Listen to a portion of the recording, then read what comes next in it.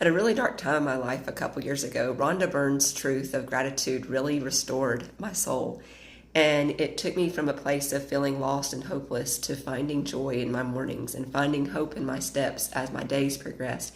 And I slowly and slowly and slowly found myself elevating out of my sorrow and my grief.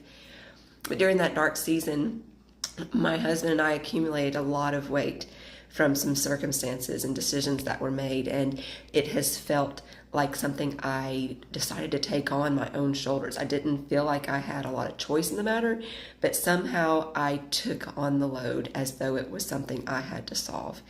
And although Rhonda's gratitude was keeping my hope and my joy strong, I started thinking that I wasn't making enough progress in this weight that we had fast enough. And so I was pulling from other sources, and some sources would say, oh, you have to start every day as though you're broke and just charge hard, and it's all about the hustle. And then some people would say, oh, there's more in you. The pain you go through pulls the truest and purest form of your light out so that the world can change because of who you become.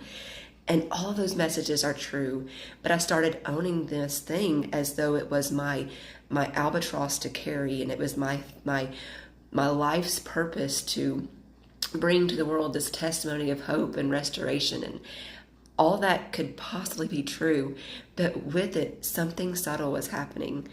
Worry and fear and grief were just starting to take over my heart and to hold it very tight. And to the point where over the last couple weeks, I have become miserable. My gratitude journal has been dry. I haven't been able to think of anything that pricked my heart to a place of joy.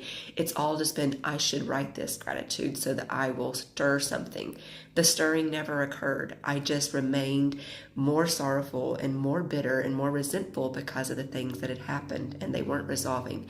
And I was starting to blame myself for not getting to a better place fast enough, a high enough place soon enough, a big enough thought, an entrepreneurial vision well enough, not being able to execute it with all of this, viral results on a YouTube channel or surprise mail that would just bring wonderful news suddenly and quickly, and I just must be failing at all of this. And this morning it came to me. I went back to Rhonda Byrne's message, and I was listening to some things, and she stopped this lady in the podcast and she said, stop. You are killing yourself. Make a to-do list, divide it. Take on the things that you feel compelled to take on, and the rest, you write it on the universe's to-do list. Give it to God, give it to the universe, and He will take care of it. That load lifted, and I've been weeping and so grateful.